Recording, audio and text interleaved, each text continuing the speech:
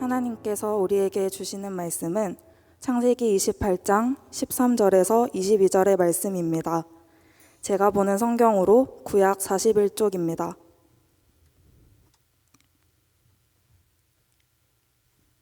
이제 창세기 28장 13절에서 22절의 말씀을 봉독하겠습니다.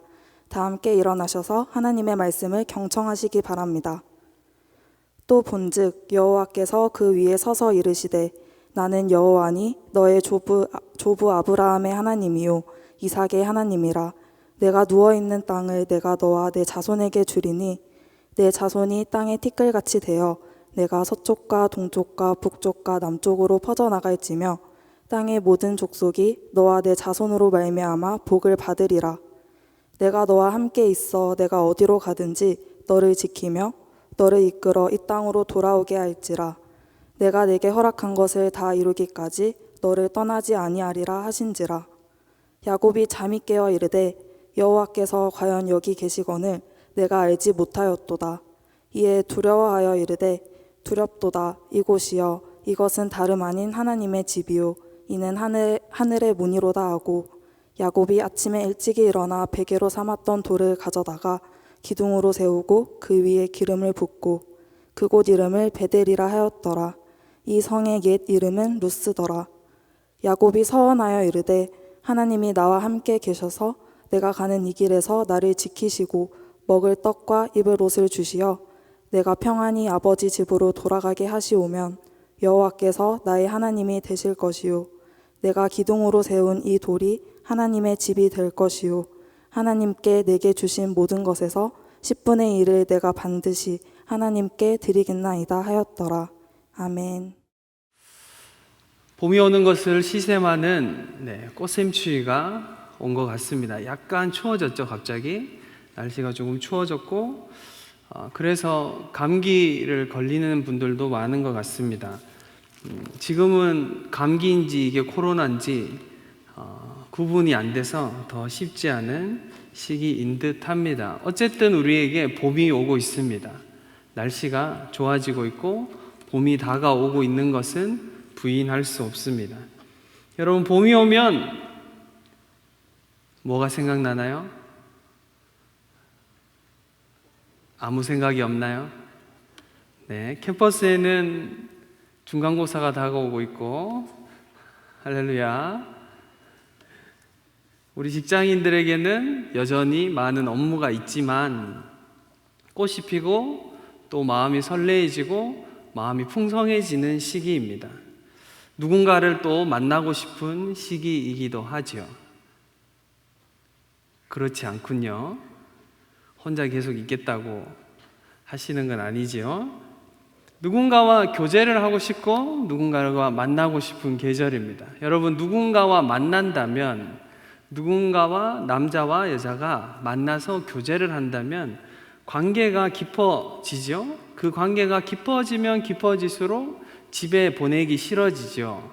그래서 결국은 오늘 경훈 형제처럼 결혼하게 되는 겁니다.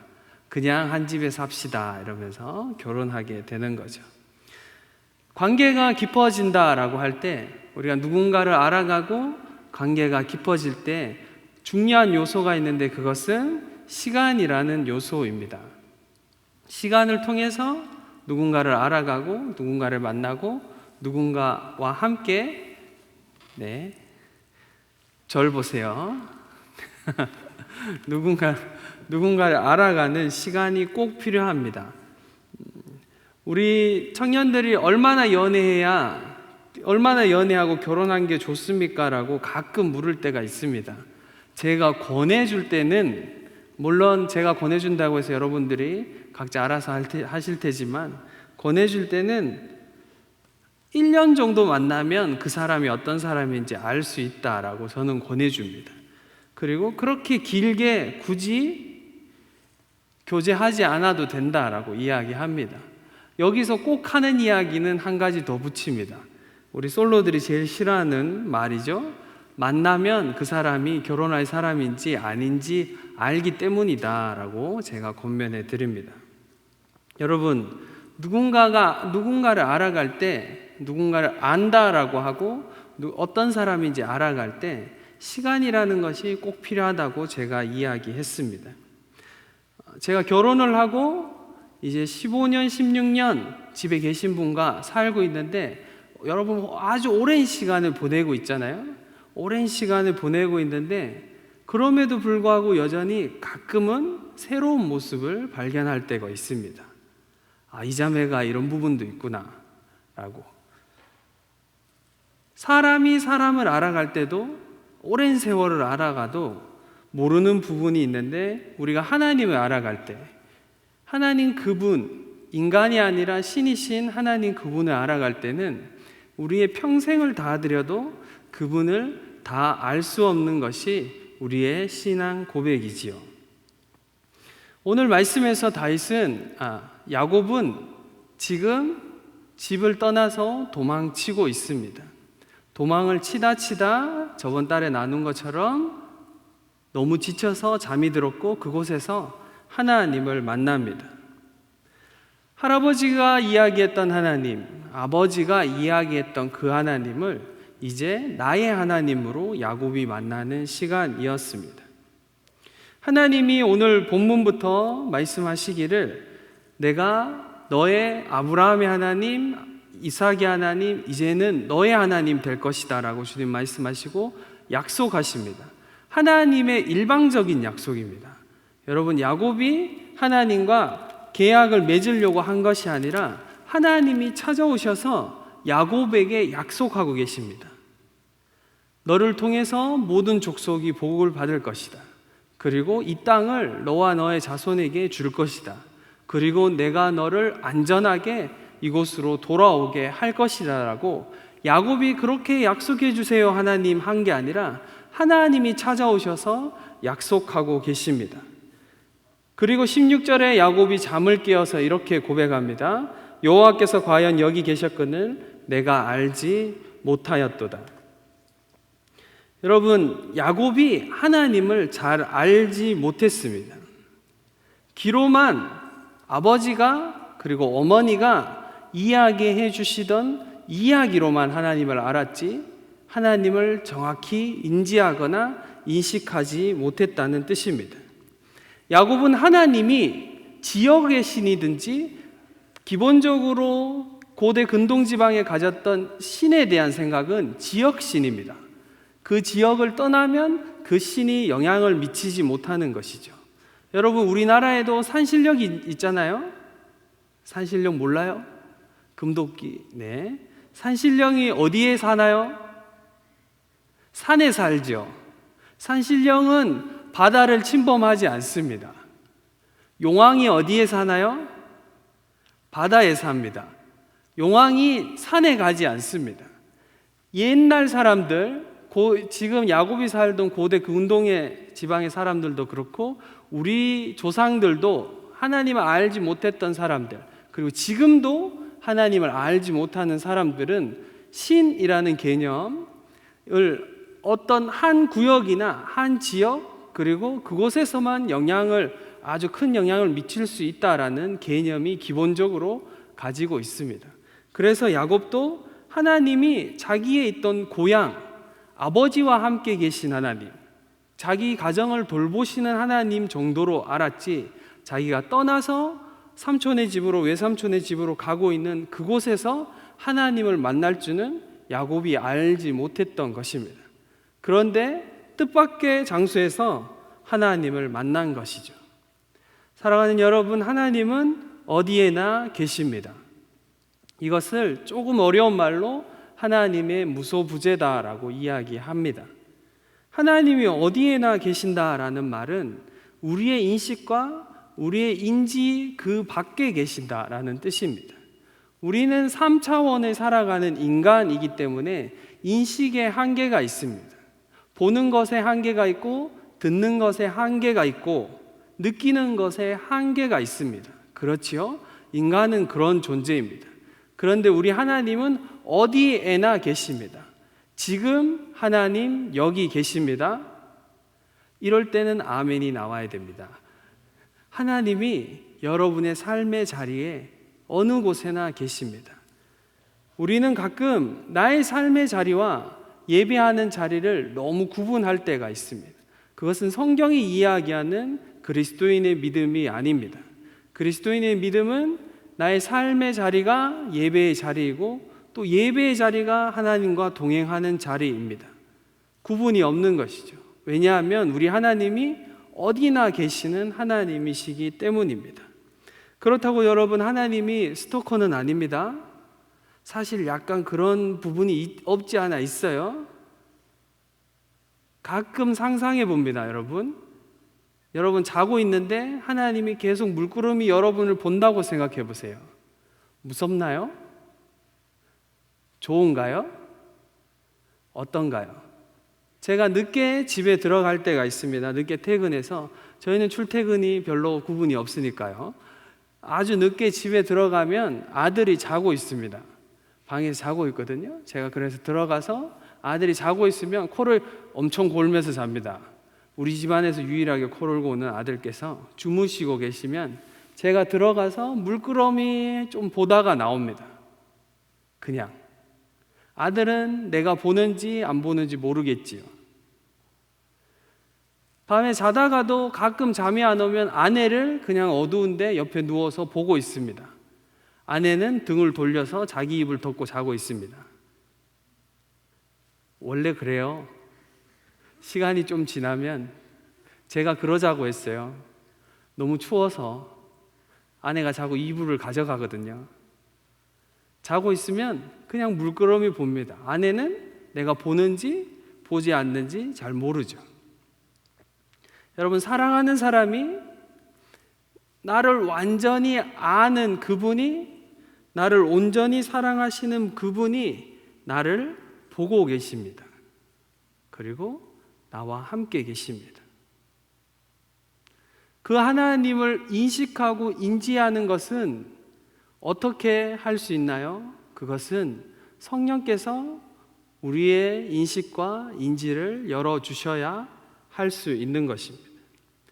기독교를 계시의 종교라고 합니다. 계시라는 것은 숨겨져 있는 것을 열어서 보여준다라는 뜻입니다. 원래 있는 것인데 여기에도 하나님이 계신다라고 이야기했잖아요. 그걸 어떻게 느낄 수 있습니까? 그것을 열어서 보여줘야 우리가 느낄 수 있고 알 수 있습니다.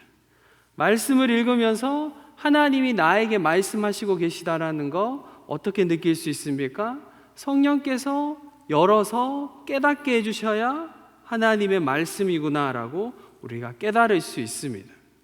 그래서 기독교를 계시의 종교라고 이야기합니다. 그래서 우리는 성령님의 도우심이 필요합니다. 우리의 삶의 자리, 예배의 자리, 우리의 어느 곳에 있든지 우리 하나님을 알고자 하는 사람이라면 성령님의 도우심이 있어야 그분을 알 수 있는 것이죠. 사랑하는 형제 여러분, 그리고 사랑하는 자매 여러분, 기억하십시오. 여러분 삶의 자리 어느 곳에나 하나님이 계십니다. 여러분이 생각할 때 여기는 하나님이 계시지 않지, 내가 죄를 짓는 자리, 하나님이 계시지 않았으면 좋겠는 자리, 내가 하나님을 잊어버린 자리, 하나님은 여기에서는 나에게 어떤 능력도 어떤 고난도 행사할 수 없을 거라고 생각하는 그 자리, 그곳에도 주님이 계십니다. 또한 내가 너무 힘들고 지치고 어려워서 나 혼자밖에 없고 너무 외롭고 이 걸음을 인생의 걸음을 나 혼자 버티며 살아내고 있구나라고 생각하실 때 기억하십시오. 그곳에 하나님이 함께 계십니다. 그곳에 계신 하나님, 여러분 삶의 자리 동행하시는 하나님, 우리가 알지 못할 뿐이지 그곳에는 하나님이 계십니다. 성령께서 우리의 눈을, 우리의 귀를, 우리의 마음을 열어서 하나님을 알 수 있도록, 하나님을 인식할 수 있도록, 하나님의 숨결과 하나님의 임재하심을 느낄 수 있도록 구하셔야 됩니다. 여러분 끊임없이 구하시고 그분을 찾고 그분 앞에 나아가셔야 됩니다. 우리 하나님은 늘 준비가 되어 계시고 지금 여기에 있는 것처럼 우리의 삶의 어느 곳에나 여러분 가까이에 계십니다.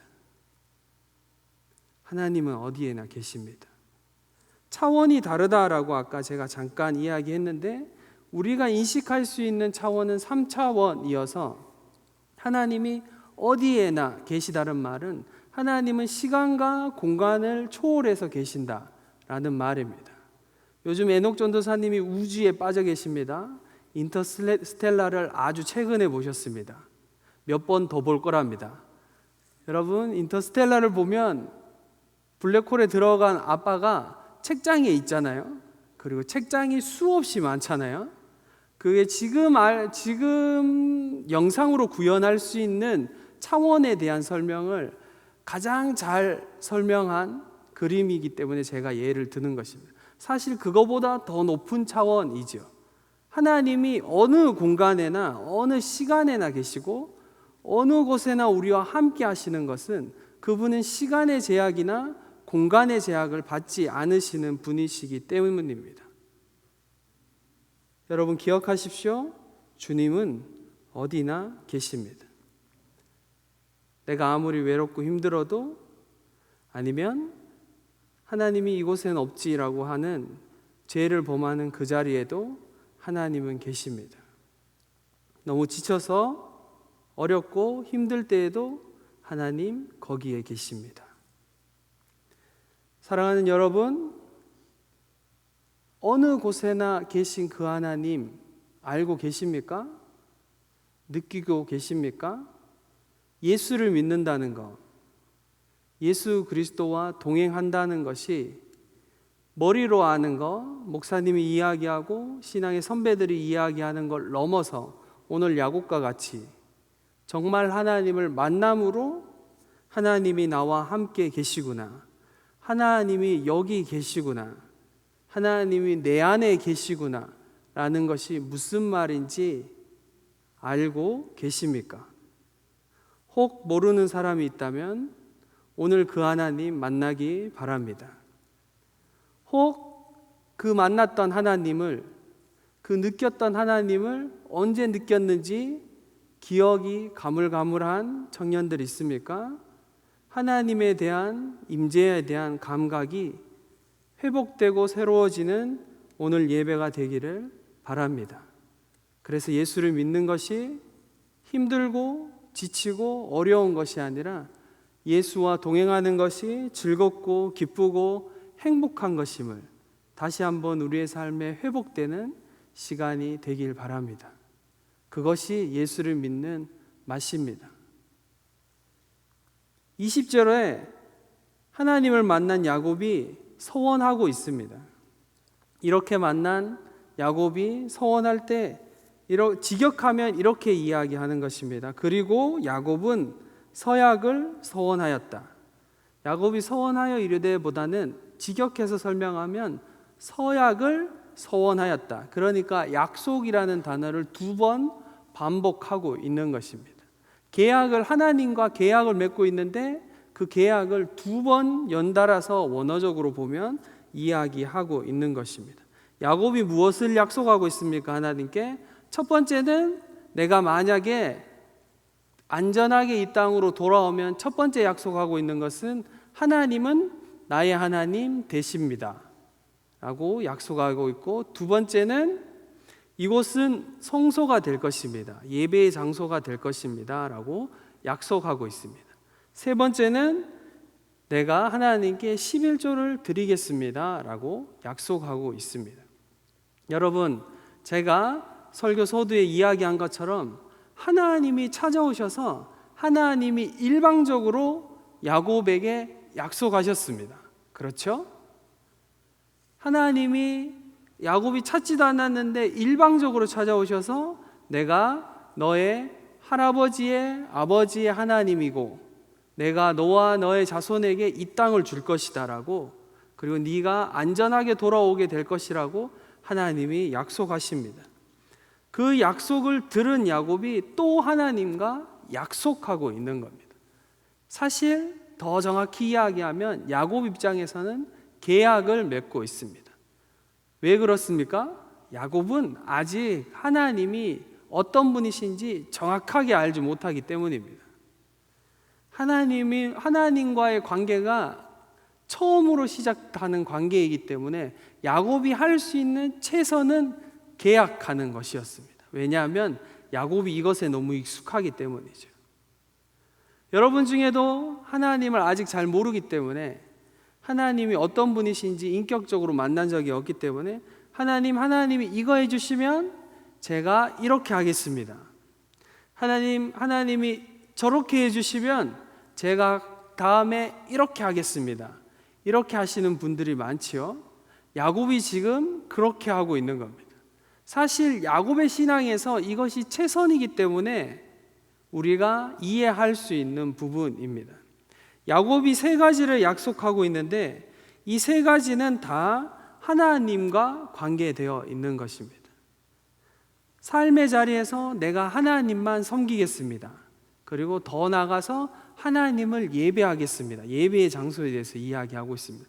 그리고 조금 더 나아가서 삶의 실천으로 하나님께 드리겠습니다 라고 야곱이 하나님께 약속하고 있습니다. 우리 성경에는 맨 마지막 22절에 내가 반드시 하나님께 드리겠나이다 라고 이야기하지만 원어 성경으로 보면 나의 평생에 하나님께 드리겠습니다 라고 하는 번역이 더 정확한 번역입니다. 그러니까 다윗은 자신의 삶으로 하나님과 계약을 맺고 있는 것이죠. 야곱은 믿음의 고백, 그냥 하나님이 나의 하나님이십니다 라는 고백을 조금 더 나아가서 하나님을 예배하는 자리, 이곳은 하나님을 예배하는 곳이 될 것입니다. 그러니까 우리 식으로 이야기하면 하나님만 예배하겠습니다 라고 이야기하고 있는 겁니다. 그리고 조금 더 나아가서 내가 가진 재정, 내가 가진 모든 것이 하나님의 것입니다 인정하며 10의 1조를 하나님께 평생 동안 드리겠습니다 라고 약속하고 계약을 맺고 있는 것이죠. 여러분, 우리의 신앙이 여기에서 머물 수 있지만 조금 더 나아가길 바랍니다. 그런데 이것만으로도 쉽지 않은, 지금 야곱이 약속하고 있는 것만으로도 이건 좀 쉽지 않은데 하는 청년들도 있을 수 있습니다. 특히 어느 부분에 여러분이 걸립니까? 평생의 11조를 드리겠습니다라는 고백은 이건 야곱의 고백입니다 하나님, 이러고 갈 수 있는 청년들이 있을 것 같아요. 권면드립니다. 11조 헌금, 감사헌금, 선교헌금, 주님께 드리는 헌금 왜 드립니까? 청년 여러분, 주님께 엄마 아빠가 해라 그랬어요. 아닙니다. 왜 드리고 있습니까? 하나님께. 헌금 드리지 않으면 하나님이 나한테 축복해 주지 않을 것 같았어요. 아닙니다. 헌금을 왜 드립니까? 내가 가진 모든 것이 하나님의 것입니다. 나에게 나의 삶에 허락된 재정과 나의 사람들과 내가 누리고 있는 모든 것이 내 것이 아니라 하나님이 나에게 맡겨주신 것입니다. 그것을 표현하는 표현으로 10의 1조를 하나님께 드리는 것입니다. 오늘 셀 모임에도 여러분 나누실 테지만 하나님은 얼마를 드리느냐가 중요한 것이 아니라 우리의 마음을 드리고 있느냐가 중요한 것입니다. 그래서 야곱의 고백은 꽤 놀라운 고백입니다. 처음 이제 하나님을 만났는데, 인격적으로 하나님을 처음으로 만났는데 하나님이 나의 하나님이십니다, 하나님이 내 삶의 주인이십니다, 믿음의 고백만 드려도 감사한데 하나님만 예배하는 삶을 살겠습니다, 그것만으로도 대단한데 삶의 실천으로 나의 가진 재정의 10의 1조를 주님께 평생 드리겠습니다 결정하고 소원하고 있습니다. 사랑하는 여러분, 소원은 함부로 하면 안 됩니다. 하나님과 잘못은 아니죠. 네. 하나님 그렇게 꽉 막히신 분은 아니니까요. 그런데 약속은 대가를 지불해야 됩니다. 소원할 때는, 약속할 때는, 특별히 하나님과 소원할 때는 지켜야 됩니다. 야곱이 그걸 다 알면서도 이렇게 고백하고 있는 것입니다. 그런데 아까 제가 이야기한 것처럼 우리의 믿음은 조금 더 여기에서 나아가야 됩니다. 여러분, 언제까지 하나님과 거래하실 겁니까? 언제까지 하나님께 내가 하나님 여기까지 하시면, 하나님 이번 시험만 통과하게 하시면, 하나님 저에게 저 자매를 주신다면, 하나님 저에게 저 형제를 주신다면, 이번 이직이 잘만 된다면, 하나님 이번 시험이 성적이 제발 패스를 할 수만 있다면, 하나님 제가 하나님께 이것을 드리겠습니다. 언제까지 그 믿음 가운데, 그 신앙 가운데 머물러 있을 것입니까? 사랑하는 청년 여러분, 더 나아가야 됩니다. 하나님은 거래를 여러분에게 원하지 않습니다. 여러분의 마음을 원하십니다. 우리의 신앙은 거래를 넘어서 인격적인 관계로 나아가야 됩니다. 여러분이 하나님과 관계를 맺을 때 거래를 넘어서서 하나님과의 관계로 나아가야 됩니다. 어느 때까지 거기에 머물러 있을 것입니까? 기도하는 것, 말씀 읽는 것, 예배 드리는 것 지켜야 하나님도 나를 지켜주실 것 같으니까. 헌금해야 하나님이 나와 함께 하실 것 같으니까. 하나님과의 관계가 두려움으로부터 시작하십니까? 아니면 하나님을 향한 사랑과 그분과의 인격적인 관계와 믿음으로 그것이 근거가 되어서 하나님을 예배하고 하나님께 기도하며 말씀 가운데 나아가고 계십니까? 사랑하는 청년 여러분, 우리는 사순절을 보내고 있습니다.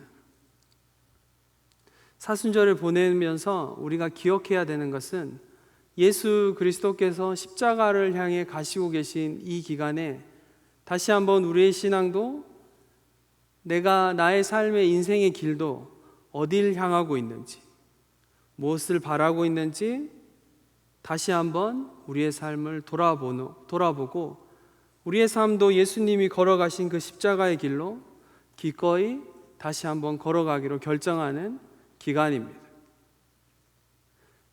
기도하라, 말씀 들어라, 예배 드려라 라는 그런 말이 아니라 다시 한번 우리의 마음을 하나님께 돌려드리고 우리의 신앙을 새롭게 해야 되는 기간이라는 것을 이야기하고 있는 것입니다. 야곱은 믿음의 그냥 입술로의 고백을 넘어서 삶의 고백을 하고 있습니다. 이제 하나님을 만난 사람이, 이제 하나님을 인식하기 시작한 사람이, 기도하고 원하고 바라기는 우리 청년들이 하나님을 알아가고 사순절의 기간 동안 다시 한번 하나님 앞에 신앙을 회복하고 하나님을 알았던 그 시간들, 하나님을 누렸던 그 시간들이 회복되며 입술의 고백을 넘어서서 삶의 자리에서 하나님을 고백하며 하나님과 동행하는 모든 청년들 되기를 바랍니다. 여러분, 우리의 인생에서, 우리의 삶에서 무엇을 하나님께 드리고 계십니까? 무엇을 예배하고 계십니까? 여러분의 시간과 재정을 어디에 드리고 있습니까? 우리의 시간과 재정과 우리의 마음을 드리는 그것이 하나님이어야 됩니다. 그것이 다른 무엇인가가 되면 그것은 우상이 되는 것입니다. 기억하십시오. 우리는 하나님을 알아가야 되고 그 하나님 앞에서 다시 한번 우리의 삶을 회복하고 하나님과의 거래 관계를 넘어서서 하나님만을 기뻐하며 하나님만을 즐거워하며 하나님만을 예배하는 예배의 자의 삶으로 나아가야 되는 것입니다. 말씀을 마무리하겠습니다. 사순절을 보내고 있습니다. 기도해야 될 때입니다. 우리의 신앙을 다시 한번 세워야 될 때입니다. 절기를 따라서 사순절입니다 자꾸 이야기하는 것은 우리는 이런 이야기를 하지 않으면 늘 나태해지고 그 자리에만 머물러 있으려고 하기 때문입니다. 사랑하는 형제, 자매 여러분, 주님 앞에 더 적극적으로 나아가십시오. 더 주님 앞에 삶의 자리에서 시간을 들이고 더 치열하게 주님 앞에 머물려고 애쓰십시오. 하나님이 부르신 그 부르심의 자리에서 하나님을 놓지 않기 위해 끊임없이 기도하며 성령의 도우심을 구하십시오. 그래서 매일매일이 하나님을 알아가고 우리의 삶의 모든 자리에 계시는 하나님 인식하며 그분께 우리가 드리는 고백이 거래가 아니라 진정한 믿음의 고백으로 나아가는 저와 여러분 되기를 간절히 바랍니다.